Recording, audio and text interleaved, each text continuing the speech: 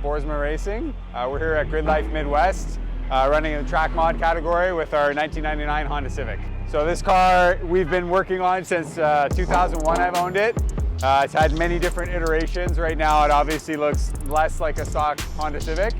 So we made the switch over to Link from another provider, and we've been really happy with what we've been able to do with the Thunder.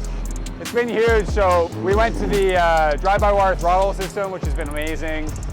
Before we were really limited in how much data we could data log while we're on the track. Now we have over 50 sensors wired in directly into the ECU that we log for every session. The traction control and the flat foot shifting has been key for us. This much horsepower, trying to put that through a front wheel drive car on the track is really hard. The traction control model inside of Link is really sophisticated. We do a lot of different things with boost control strategy. Closed loop boost control has been really good. Allows us to kind of play with boost throughout the power band and through the different gears as well. And the cars, all the cars that we switch over to Link, because we've been doing like a lot of the K plug-in stuff, they sound different afterwards.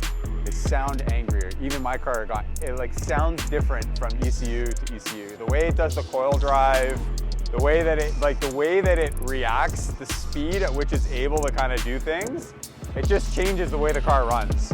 And then we've been running the Link Thunder ECU for the last 3 seasons now.